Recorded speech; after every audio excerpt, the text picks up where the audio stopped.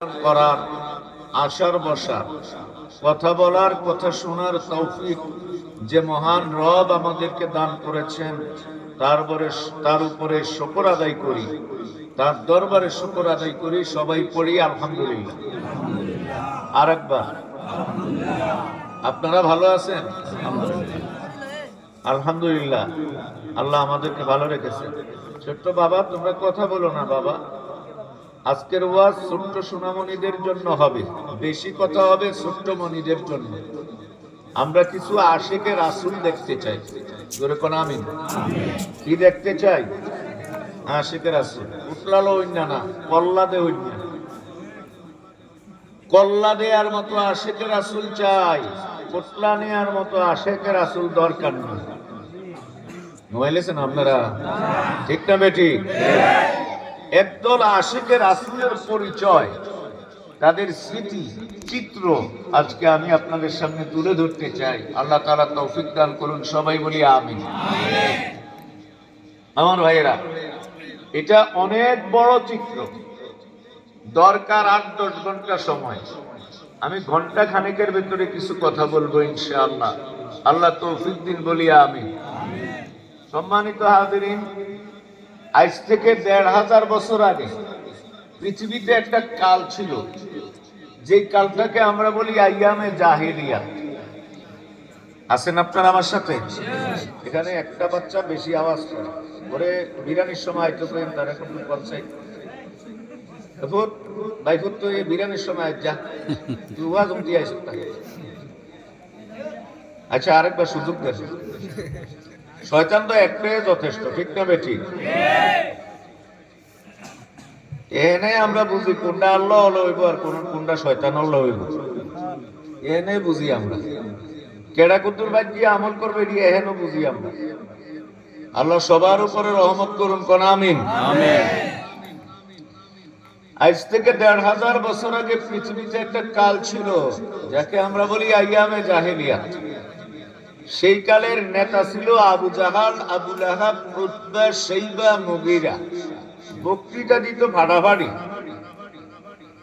আর কাজ কারবার এমন হইতো ফাড়াফাড়ি। বুঝলেন আপনারা? আমরা তো এক এলাকার মানুষ, ঠিক না বেশি? মাঝে মাঝে কিছু আঞ্চলিক ভাষাও আসবে। আল্লাহ বুঝার তৌফিক দিন, বলি আমিন। বক্তৃতায় ছিল ফাটাফাটি, কাজের বেলায় কিছুই না। নাম ছিল আবু জাহাল, আবু লাহাব, উতবা, শাইবা, মুগীরা। ওই কালটারে আমরা কেন আইয়ামে জাহিলিয়াত বলি? আইয়ামে জাহিলিয়াত অর্থ হলো অন্ধকার যুগ, জুলুমের যুগ, অত্যাচারের যুগ, শোষণের যুগ, নিপীড়নের যুগ, মূর্খতার যুগ। এটাকে বলা হয় আইয়ামে, সবাই বলুন আইয়ামে। নেতা ছিল কারা? আবু জাহাল, আবু লাহাব, উতবা, শাইবা, মুগীরা। এরা এক একজনে এক একটা দপ্তর ভাগ করে নিছে। আবু জাহেল কয় যে রাজনীতিটা চলবা আমার কথায়। ঘুমাইলেছেন আপনারা? আবু জাহেল কয় রাজনীতি চলবো আমার কথায়, আমি এই দেশের নেতা, যেটা কমু এটা হইব। আবু লাহাব কয় খারাপ কি, রাষ্ট্রে কি কি আইন চলবো আইনটা দেবো আমি, আইন চলবো আমার কথা। আবু জাহেল বলে ক্ষমতা আমার কাছে, আবু লাহাব বলে আইন হইলো আমার কাছে। এখন ওয়ালিদ ইবনে মুগীরা উঠতে কয় অসুবিধা নাই, আপনারা দুজনে দুইটা নিছেন, অর্থনীতিটা থাকবো আমার কাছে, সুদি মুদে যা কারবার করুন যে এটা আমার। নজরুল্লাহ ভাই কি হত্যা, ধর্ষণ, ছিনতাই, রাহাজানি, চুরি, ডাকাতি, জেনা, ব্যভিচার, অত্যাচার, শোষণ, নিপীড়ন, জুলুম, নির্যাতন বলতে যত পাপ আছে একটাও ওই সমাজে বাকি ছিল না। সব সমান্তরালে ছিল, যার কারণে এই কালটাকে বলা হয় আইয়ামে। তাহলে ওই সমাজে কি ছিল? মদ, জুয়া, সুদ, ঘুষ, জেনা, ব্যভিচার, অত্যাচার, জুলুম, নির্যাতন, শোষণ, নিপীড়ন, হত্যা, ধর্ষণ, ছিনতাই, রাহাজানি। এটি একটাও আমাদের দেশে নাই।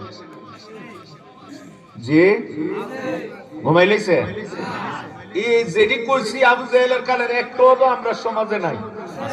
একটা কামও আমরা সমাজে চলে না, সবগুলি চলে, বরং দেখা গেছে বর্তমান কালে কিছু কিছু অপরাধ এত মারাত্মক হয়েছে যে ওদের ইতিহাসকেও হার মানিয়ে দিয়েছে, ঠিক না বেঠিক? হেতারার কালদারে আইয়ামে জাহিলিয়াত বলে আমরা এই কালদারে কিটা কইবেন? ও আপনার দাঁড়িয়ে আছে, দাঁড়িয়ে আবু জাহেলেরও ছিল, আপনার জুব্বা লম্বা, এটা আবু জাহেলেরও ছিল। ঘুমাইলেছেন? আবু জাহেলদের জাতীয় পোশাক ছিল দাড়ি আর লম্বা জুব্বা, যেটা আমরা নবীজির সুন্নত হিসেবে পালন করি, ঠিক না বেঠিক? সম্মানিত হাজিরিন, এবার আসুন, তাদের ওই আইয়ামে জাহিলিয়াতটা অশান্ত ছিল। এরা কত অসভ্য বর্বর ছিল যে এরা টাকা দিয়া মানুষ কিন্তু গরু ছাগলের মতো। আমরা নয়নপুর বাজারের কথা শুনছেন নি আপনারা? গরু ছাগল বেচা কিনা হয়েছে, এরম মানুষ বেচা কিনা হয়েছে। টাকাওয়ালারা টাকা দিয়া মানুষ কিনে নেয় গরু ছাগলের মতো, যা ইচ্ছা তাই করে। দাস দাসী, তারা আত্মীয় স্বজন ভাই বন্ধু নিয়ে একটা আনন্দ করবে, অনুষ্ঠান করবে, খাওয়া দাওয়া শেষ করিয়া একটা উঠানে বা কাছারিতে বসতো গোল করিয়া, মাঝখানে দাস আর দাসীকে দাঁড় করাইতো। টাকা দিয়া কিনা নিত দাসী, কিন্তু তারা স্ত্রীর মতো ভোগ করত। নাউজুবিল্লাহ বলেন। নাউজুবিল্লাহ। এখন দাসীর পেটে আছে মালিকের সন্তান, দাসীর গর্ভে মালিকের বাচ্চা। দাসের হাতে একটা ছুরি উঠাই দিত, দিয়া বলতো আমাদের এই অনুষ্ঠানে সবার সামনে দাসীর পেটের ভিতরে ছুরিটা ঢুকাইবা, এক মাথা দিয়া ছুরিটা ঢুকাইয়া টান মারবা, অপর মাথায় যতক্ষণ যায় অতক্ষণ তার পেটটা চিরে ফেলবা।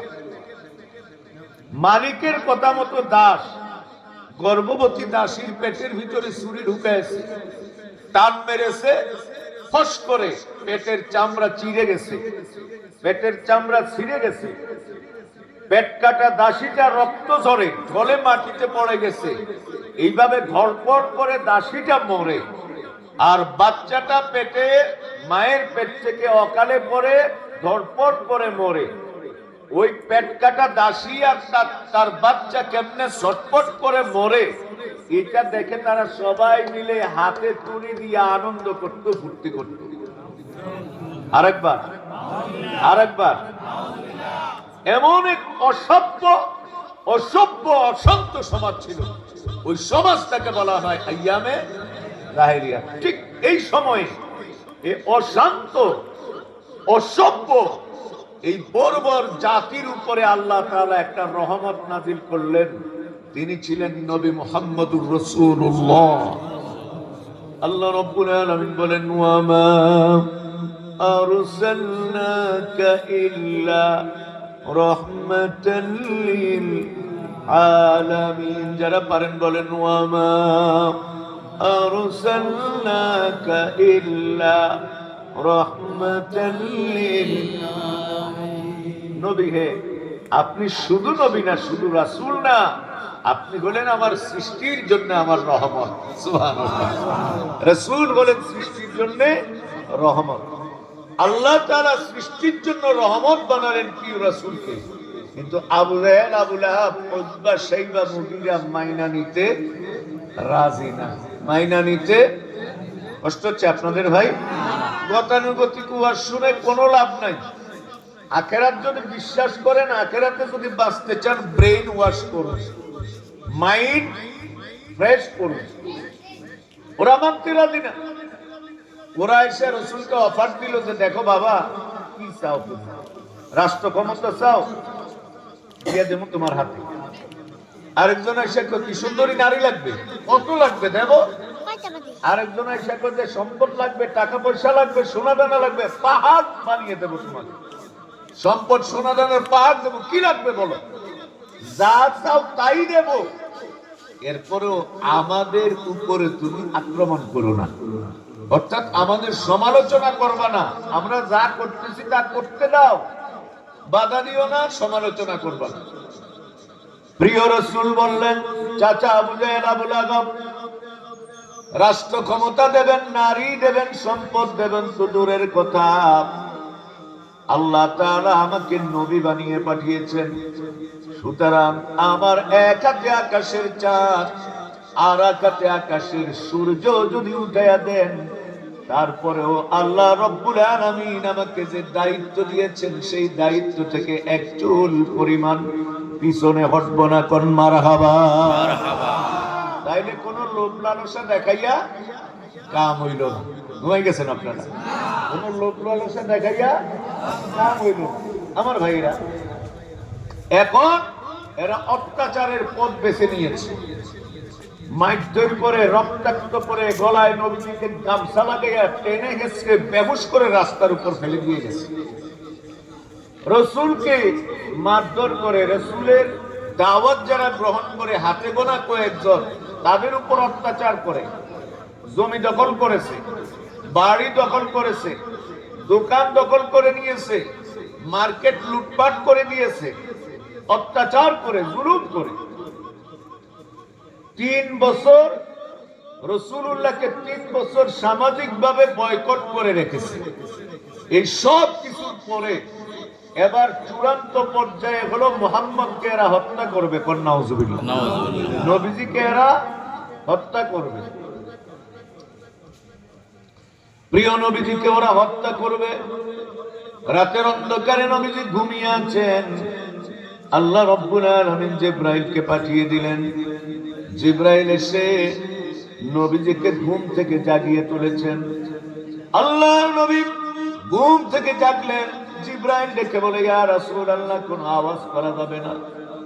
ঘরের চতুর্পাশে 18 জন যুবক তরবারি হাতে নিয়ে দাঁড়িয়ে আছে, হত্যা করবে আপনাকে। এখনই আপনাকে মক্কা ছেড়ে মদিনায় হিজরত করে চলে যেতে হবে। প্রিয় নবীজি কিভাবে বের হবেন? ঘরের চারপাশে 18 জন যুবক ফিসফিস করে। জিবরাইলের পরামর্শে আল্লাহর নবী এক মুষ্টি বাড়ি হাতে নিয়ে সাগাতিল ওযু পড়ে আস্তে করে দম করে দিয়েছেন। বাড়িগুলি নবীজির সামনের দিকে ফু দিলেন। বাড়িগুলি ঘরের বাইরে গিয়া ঘরের চতুর্পাশে উড়ে উড়ে কাফেরদের চোখে আঘাত করে দিয়েছে। জোরে কোন সুবহানাল্লাহ। আল্লাহ রাব্বুল আলামিন পরবর্তীতে বললেন, ওয়ামা রামাইতা ইয রামাইতা ওয়ালাকিন্নাল্লাহা রামা। ও নবী, আপনি তো বালুগুলি শুধু ফুঁদিছিলেন, কিন্তু ঘরের চারপাশে গেল কেমনে? আল্লাহ তাআলা বলেন, নবী, আপনি বালিগুলি শুধু ফু দিছিলেন, দম করছিলেন, আর আমার কুদরত বালিগুলি কাঁধে বহন করে ঘরের চারপাশে ওদের চোখে মেরে দিয়েছিল। জোরে কোন সুবহানাল্লাহ। নবীজি চলে গেছেন। মায়ের মাটি, কাবার মাটি, মক্কার মাটিতে রাসূলের বয়স কাটলো 53 বছর। নবীজিকে ওরা থাকতে দেয় নাই। আল্লাহ রাসূল অঝরে কাঁদেন, পা চলে না সামনের দিকে, কদম মোবারক চলে না নবীজি। নবীজি বারবার পেছন দিকে তাকান আর ডেকে বলেন, রে কাবা, জন্ম হয়েছিল তোমার পাশে, শৈশব কেটেছে তোমার কাছে, যৌবন কাল কেটেছে তোমার পাশে, নবুয়ত লাভ করেছিলাম তোমার পাশে কাবা। আমি নবীর বড় আশা ছিল যতদিন বেঁচে থাকবো ততদিন তুমি কাবার খেদমত করে যাব, কিন্তু তোমার নিষ্ঠুর প্রতিবেশীরা আমাকে তোমার পাশে থাকতে দিল না। আল্লাহর নবী কাঁদেন, চললেন মদিনায়, কিন্তু মদিনার মানুষগুলি পাগল পারা হয়ে গেছে। আল্লাহু আকবার। মদিনার মানুষগুলি পাগল, বুড়ারা পাগল, জুয়ানরা পাগল, পুরুষ পাগল, নারী পাগল, বাচ্চারা পাগল।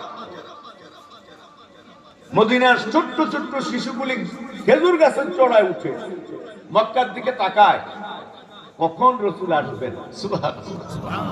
এই বাচ্চাগুলি মনের আনন্দে গান করতেছে, তালাআল বাদরু আলাইনা মিন সানিয়াতিল বিদা ওয়াজাবা শুকরু আলাইনা মাদাআ লিল্লাহি দা। আল্লাহর শুকর। বাচ্চাগুলি বলতেছে, আল্লাহর শুকর, আজকে মদিনায় একটি নতুন চাঁদ উঠবে, সেই চাঁদ হচ্ছেন নবী মুহাম্মদুর রাসূলুল্লাহ সাল্লাল্লাহু আলাইহি ওয়াসাল্লাম। আল্লাহর নবী মদিনায় পৌঁছে গেলেন, মানুষগুলি পাগল পারা হয়ে গেল। জায়গা জমি ছেড়ে দিয়েছেন, ঘরবাড়ি ছেড়ে দিয়েছেন, সম্পদ এনে রাসূলের জন্য জমা করে দিয়েছেন। ছোট্ট ছোট্ট বাচ্চাগুলি নবীজিকে এইভাবে করে তাকায়। ছোট্ট বাচ্চাগুলি আল্লাহ রাসূলের চেহারা মোবারক দেখার জন্য এইভাবে কল্লা উঁচু করে তাকায়। আমার নবীজি মদিনার মানুষগুলির ভালোবাসা দেখে মুগ্ধ হয়ে গেলেন।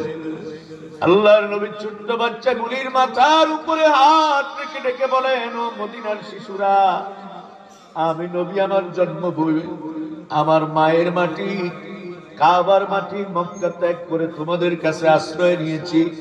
ও মদিনার শিশুরা, তোমরা কি আমার পাশে থাকবে? মদিনার ছোট্ট ছোট্ট শিশুগুলি ডেকে বলে, ইয়া রাসূলুল্লাহ, আল্লাহ পাকের জাতের কসম করে বলি, আমরা মদিনার শিশুরা যতদিন দুনিয়ায় বেঁচে থাকবো, দিনে আর রাতে, আলোতে আর অন্ধকারে, আমরা মদিনার শিশুরা কথা দিলাম আপনাকে পাহারা দিয়া রাখবো, পাহারা দিয়া রাখবো। মদিনা একটি শান্ত সমাজ চলছে, মাত্র বছর গেল একটা। ওই মক্কার আবু জেহেল, আবুল আহাব, ওরা মদিনার এই শান্ত সমাজটাকেও বরদাস্ত করতে পারেনি। ওরা যুদ্ধের দামামা বাজিয়ে দিয়েছে। যুদ্ধটার নাম হইল বদরের যুদ্ধ। কি যুদ্ধ? ছোট্ট মনিরা বলো, কি যুদ্ধ? এখন তোমাদের জন্য কথা। ছোট্ট সোনামণিরা, রাসূলকে যারা ভালোবাসতেন তাদের কথা বলবো তোমাদেরকে। ছোট্ট মনিরা শোনো, এখন যুদ্ধ হয় বুলেট বোমা দিয়া, আর তখন যুদ্ধ হইতো তীর তরবারি দিয়ে। এখন হামলা করে গোপন জায়গা থেকে, আর তখন আক্রমণ হইতো সামনাসামনি। এক ভাই হকের পক্ষে, আরেক ভাই হকের বিপক্ষে, বাতিলের পক্ষে। এক ভাই ইনসাফের পক্ষে, আরেক ভাই জুলুমের পক্ষে। বাপ এক পক্ষে, ছেলে আর এক পক্ষে, সামনাসামনি যুদ্ধ। আমার রাসূলের মনটা খারাপ। পুঁজি আছে 313 জন সাহাবী। কয়জন? সবাই মিলে আরো জোরে, 313 জন সাহাবী। নবীজি সেনাবাহিনী, সেনা দল গঠন করতেছেন। মনটা খারাপ। কেমনে তাদের সামনে নবীজি কথা বলবেন? নবীজি চোখের পানি টলমল করে, চেহারা মোবারকটা মলিন। আস্তে করে একজন যুবক দাঁড়িয়ে গেল, নাম হলো মিকদাদ। কি নাম? মিকদাদ। হযরত মিকদাদ নামের যুবক দাঁড়িয়ে বলছেন, ইমদিনা ইয়া রাসূলুল্লাহ হাইসুমা তাশা, আই হাইসুমা আমারাকাল্লাহ। মিকদাদ নামের যুবক দাঁড়িয়ে বলছে, হুজুর মন খারাপ কেন? আপনি মন খারাপ করছেন কেন? আপনি মন খারাপ করলেন কেন? আপনি আমাদেরকে নিয়ে চলুন। আপনার মন যেদিকে চায় আমাদেরকে নিয়ে সেদিকে চলুন, অথবা আমাদেরকে নিয়ে যেদিকে যেতে আল্লাহ বলেন আমাদেরকে সেই দিকে আপনি নিয়ে চলুন। সুবহানাল্লাহ। ইন্না লা নাকুলু লাকা কামা ক্বালা বানু ইসরাঈল লিমূসা আলাইহিস সালাম, ইযহাব আনতা ওয়া রাব্বুকা ফাকাতিলা ইন্না হাহুনা কাঈদুন। কোরআন শরীফের পরে যে কিতাবের মর্যাদা, বুখারী শরীফের কিতাবুল মাগাজি থেকে বলছি। মিকদাদ নামের যুবক বলছেন, ইয়া রাসূলুল্লাহ, আপনি কি আমাদেরকে বনি ইসরাইলের মুসার উম্মত মনে করছেন? মুসা যখন বলল যে চলো, মুসা যখন বলল যে বনি ইসরাইল চলো, আমরা ফেরাউনের বিরুদ্ধে লড়াই করব, তখন বনি ইসরাইলের লোকেরা বলল যে মুসার মাথা খারাপ হয়ে গেছে। নাউজুবিল্লাহ বলেন। আপনাদের মনোযোগ আছে কিনা? হ্যাঁ, আলহামদুলিল্লাহ।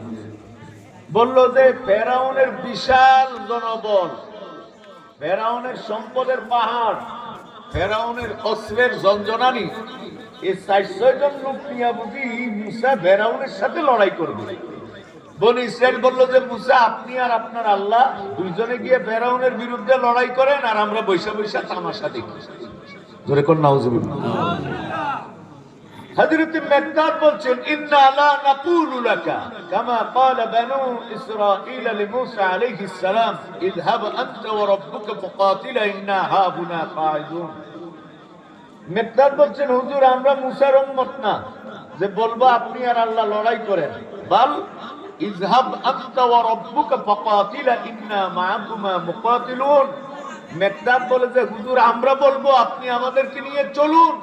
আবু জাহেল, আবুল আহাব, উতবা সাহেবের যত জনবল আছে, অস্ত্র আছে, টাকা আছে, কিচ্ছু আমরা পরোয়া করব না, আমরা আপনার সাথে থেকে আবু জাহেলের বিরুদ্ধে লড়াই করব।